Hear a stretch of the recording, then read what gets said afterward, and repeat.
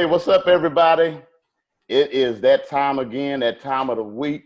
It is B.M.B. Tell It Like It Is time where we have the conversation about what's going on in this world, in our country, and in our society. And the things I think we're going to kind of jet down on tonight. Another one has happened. Another killing of an unarmed black man has happened again. It hasn't even been a month since the killing of George Floyd. The man was just laid to rest about a few days ago. And now we have another killing in Atlanta, Georgia, of Rayshard Brooks. And we're going to kind of just talk about that. So much has happened, and we're going to just get into the deep end on what's going on with that. Disbanding the police, what does it really mean?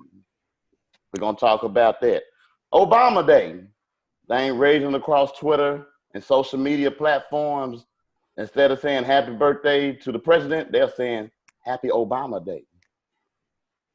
What George Floyd's death has meant for change across the world, not just here in the USA, but across the world. And hopefully, if we have time, we're going to kind of get into LeBron versus Michael Jordan.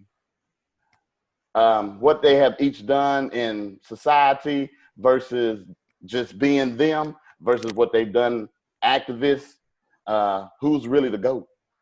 And lastly, hope we have time, our top 5 sitcoms of all time. We're going to break it down right here on B.M.B. Tell It Like It Is.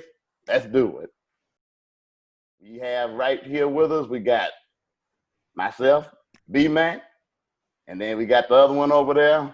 His name is Meldrick, Motown Jr., Mel-Bone. Mel-Bone. And then we got the one in all black with the B on his head, the other B. Black Lives Matter. That's right. Amen. Amen to that. Amen to that. Braxton, Brax, BB King, the King, B.M.B. We are here. What's going on, brothers?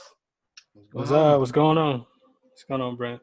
Oh, nothing much. Just enjoying the night. And, you know, I understand why you're wearing black. I should have, Meldrick, you too. I should have wore black because we are definitely in mourning. I mean, I can't believe it's happened again. This happened period. I mean, I was watching Larry Reed live, and he had Prophet Bernard Jordan.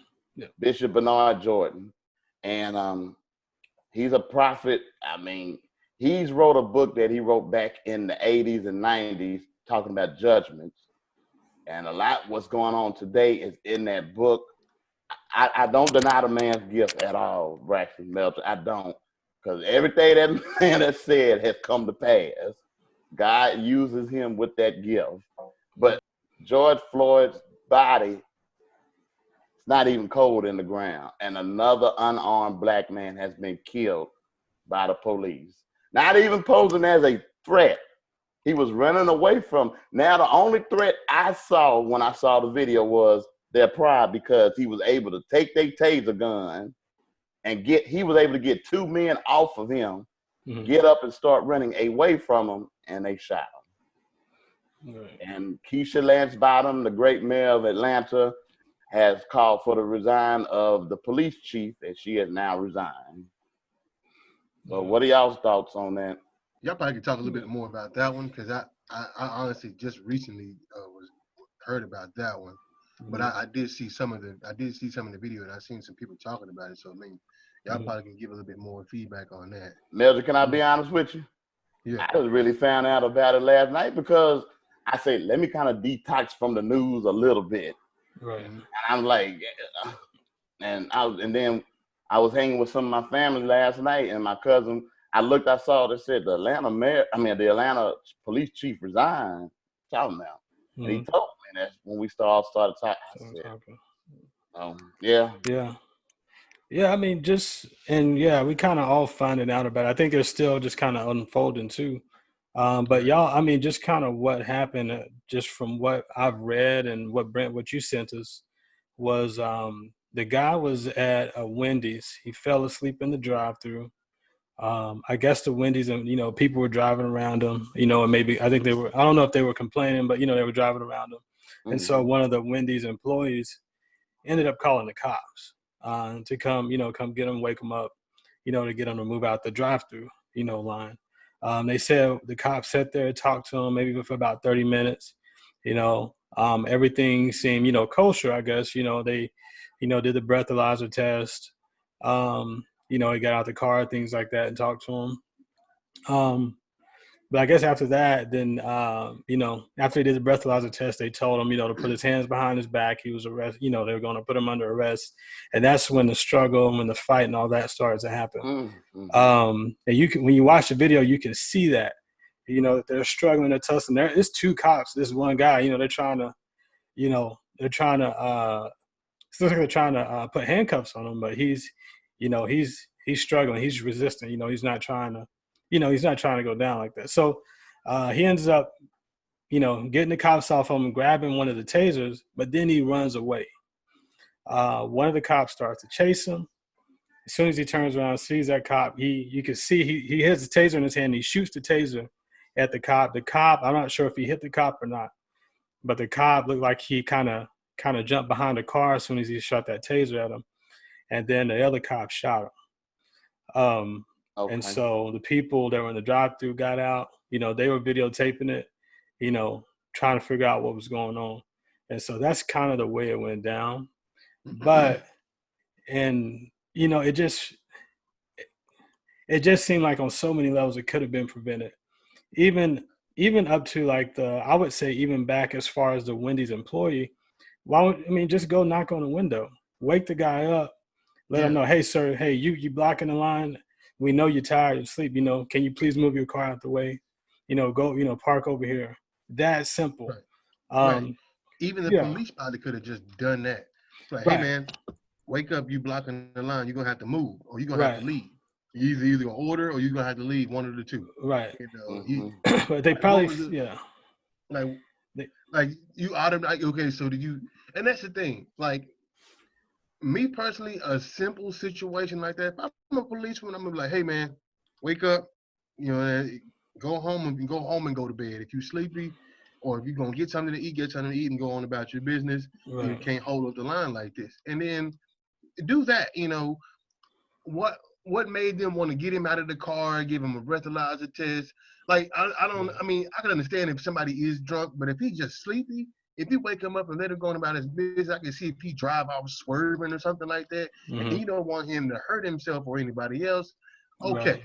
But, if the man's sleepy, you wake him up, and he seems like he's alert, and he can go, just let him go on about his business. Right.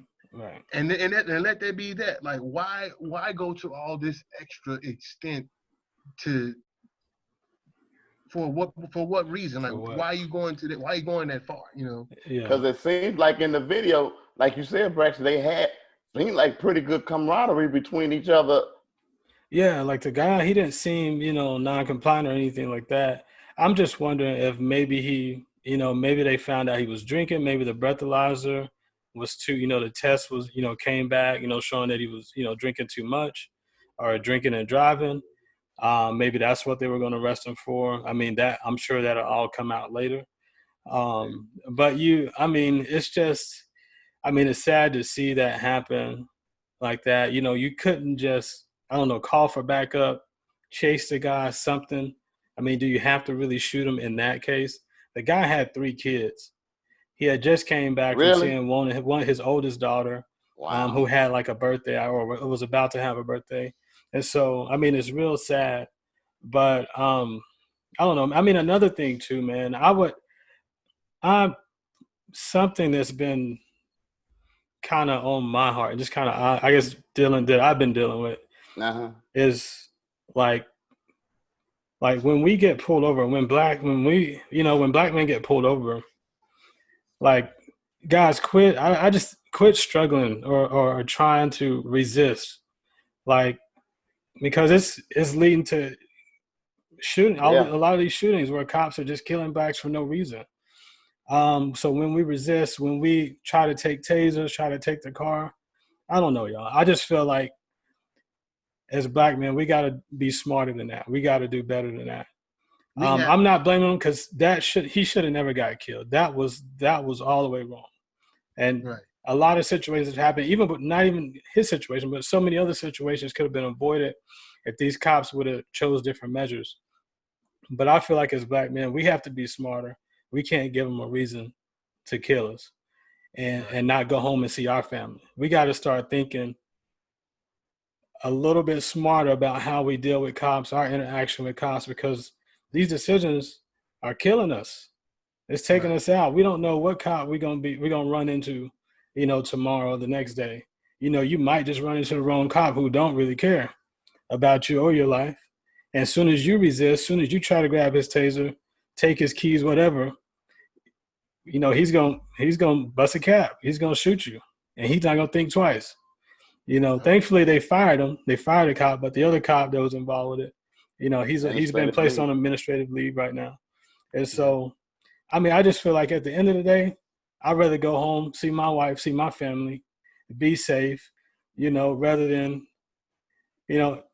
ending up on a news clip, and be, have my family have to go, to another funeral. So I think as black men, we got to do better at educating our young men, telling them, how to interact with cops and try not to be afraid, try not to be, and just do a better job, because we can't keep getting killed like this. It's too much.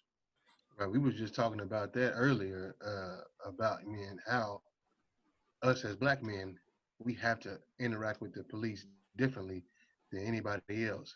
Right. So I mean, like you said, correct. For one, we have to learn and teach others how to interact and how to deal with police. Because we do have to do things differently than others. So of course, there's one. Um, and like I said, we were talking about earlier with us drive. So we're driving, and anytime, and I'm sure y'all just like me, and just like the person that was talking about this earlier, Brandon was talking about. He said anytime he see a policeman behind him, and I'm sure all of us are like this. You get a little bit more anxious. Your anxiety goes up just a little bit. It does. You know what I'm saying? So like trying to figure out, what is he following me for? Is he gonna pull me over? And if he does pull me over, what's going to happen? We have to be prepared for those situations. So I mean, like I was telling him a story earlier that happened to me. I had a policeman like chase me down one day. Like I was on my way home, and I was heading east in the far right lane. He was heading west in the far right lane. So I just happened to look, like I'm almost home, and I'm like, what in the world? Because I just happened to look up in my rearview mirror, and I saw the lights behind me. I was like, what the heck? I say, and he was like flying.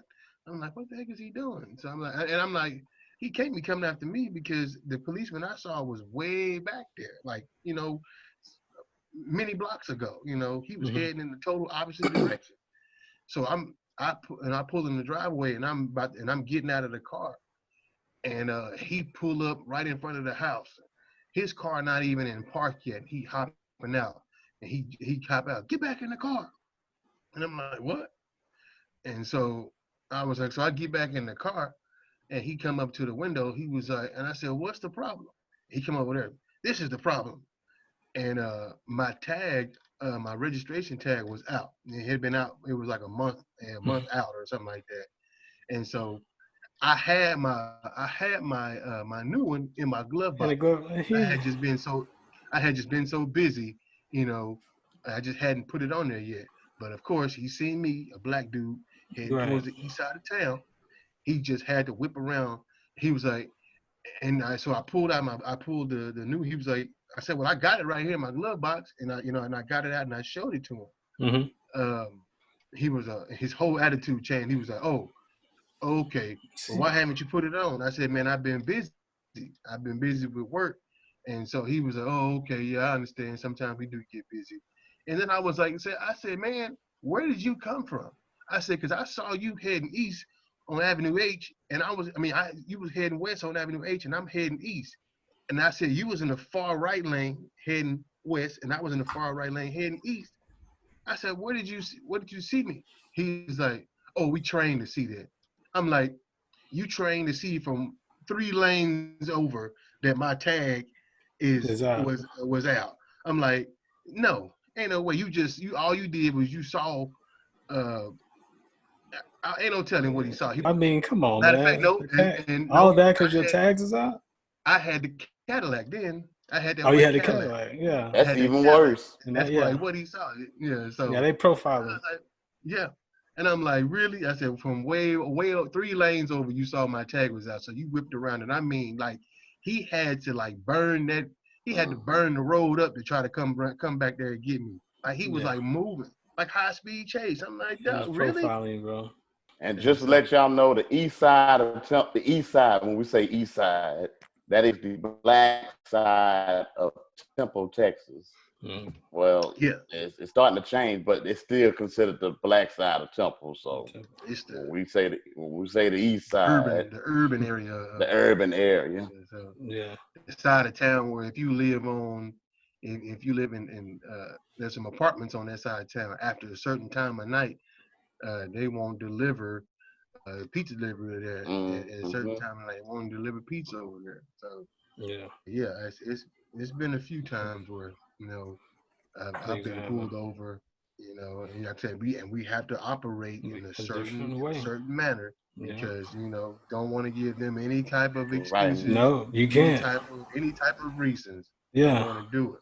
right. Yeah, no type of reason. So that's, you see kind of why we gotta operate. We all have to operate different as black men. We gotta start educating ourselves on doing just a better job of operating with the cops until things change, man. Because right now things it's not changing. It don't seem like it's changing or getting better. Some of these cops, I'm not saying all cops are bad. You got your good ones out there, but you also got your bad ones out there too. Right. And so, I mean, you just never know which one you're gonna run up on. The good. Yeah, that's what it. Yeah, that's exactly what it is. Yeah, and so we really gotta be mindful of how we interact with them, man. And it's just weird. You see videos all the time of, I mean, this is one video of this white guy going after a cop with a machete. Mm-hmm. Yeah, talked about that earlier too. Yeah, they ain't got no guns out. They the cop running away from the dude. Right. I don't know what it is. I don't know what it is about the color of our skin that makes them so fearful. I think we may have touched on it a time or two before, because of normal, like where a lot of underprivileged people grow up, which normally are people of color, and the areas that we grow up in, that they grow up in, aren't the best areas. There is crime and stuff like that, and so police get called, or they have a situation where they have to come to, and it may end up being a bad situation more times than not. But at the same time, you can't allow that to be the automatic norm for you to feel like, oh, this is a black person. Oh, they're probably going to be unruly. They're probably going to give me some trouble. They're probably going to act crazy with me. No, you can't be like that.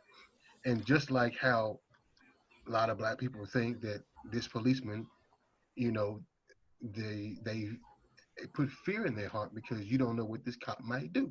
You know what I'm saying? You want to be able to make it home to your family. So it's almost a fear factor on both ends. And I think that's it's gonna take us and the police to be able to sit down and talk, to be able to figure out a common ground, to be able to to like, hey, we feel like this because of XYZ, and they can be like, hey, well, we feel like this because of XYZ, and we can get to where we can be able to understand each other. That way we have better communication. That way we have better interactions, and stuff like this won't happen. Now, of course, the ones that don't care, they not gonna care to show up to no meeting like that or nothing like that. But I think there was some law that was passed now here recently where if you see one cop doing wrong and you are the other cop and you know that it is wrong, you have to intervene. You can't just let it go on. Right, right. Yeah, that was passed in Dallas, I think. Yeah. The That's a intervene. good. Yeah.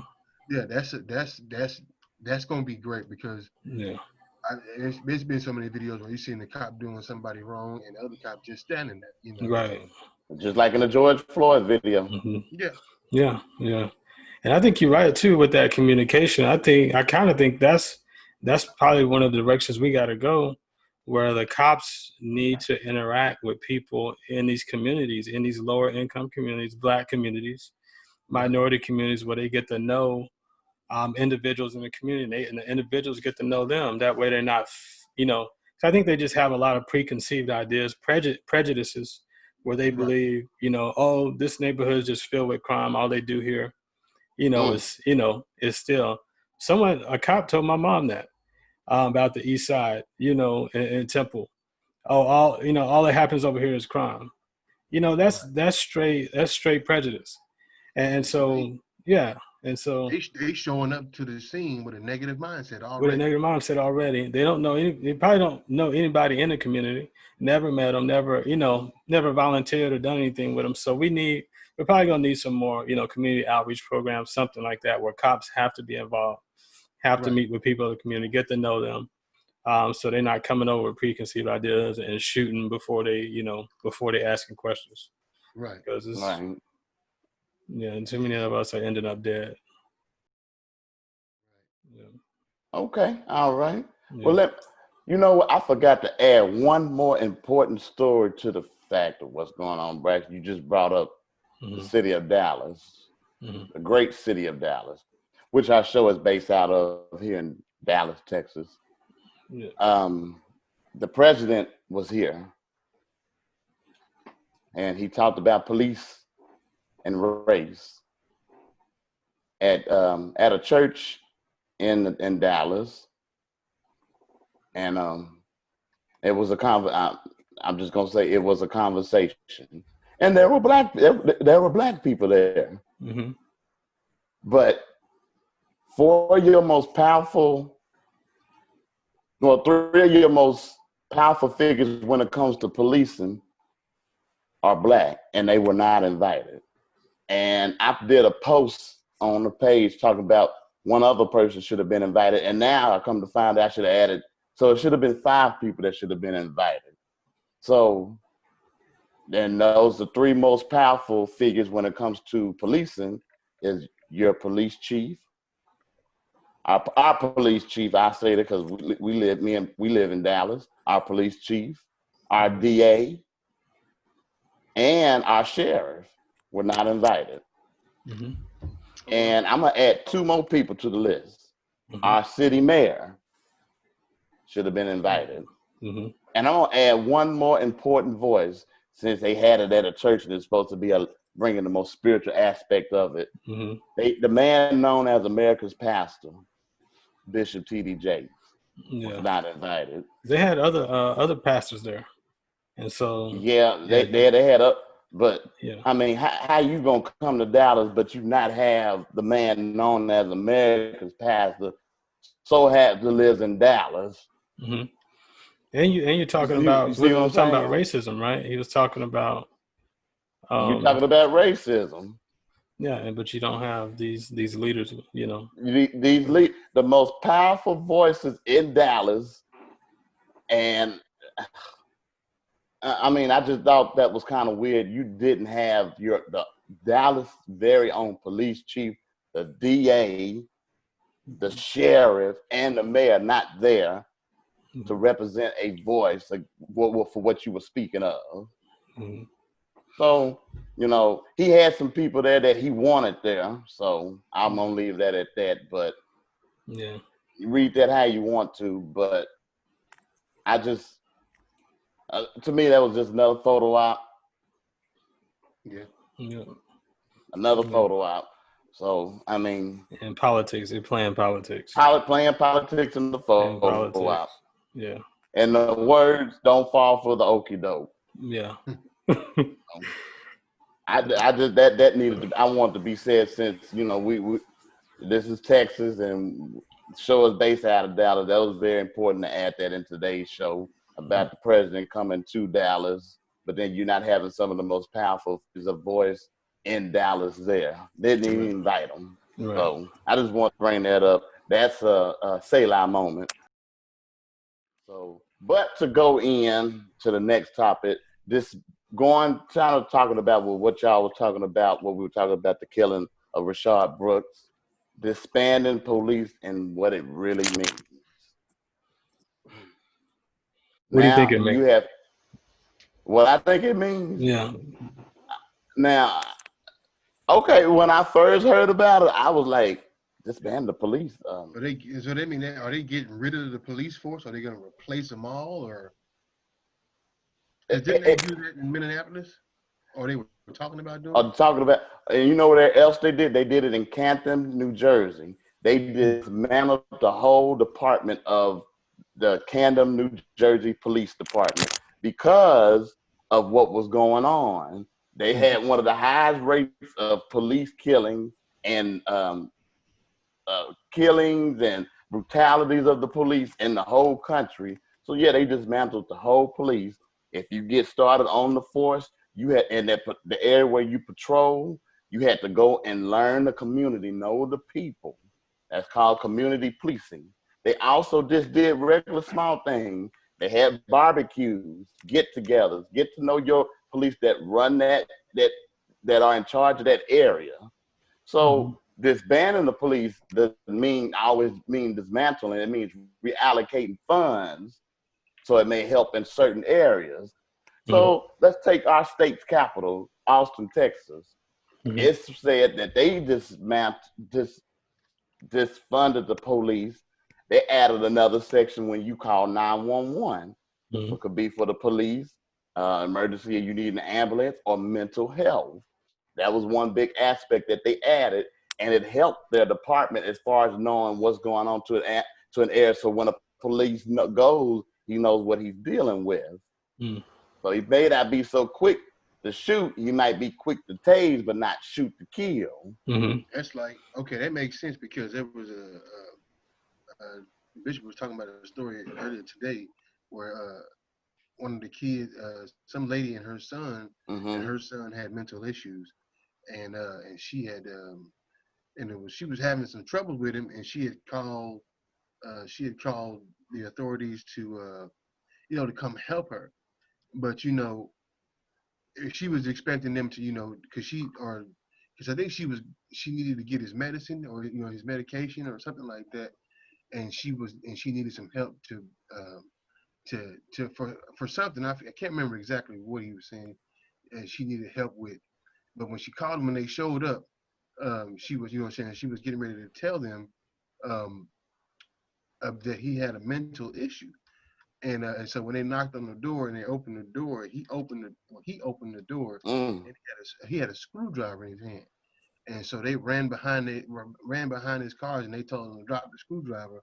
So he acting all kind of, he was acting kind of wild, and like wheeling the screwdriver around. And then they unloaded on him right there in front of his mama, killed him right there in front of his mama. Was that up here? I can't remember where he said it was at. I had to get more detail on it. I'd have to ask him because I kind of walked in on the middle of it, and I was like, he had a screwdriver.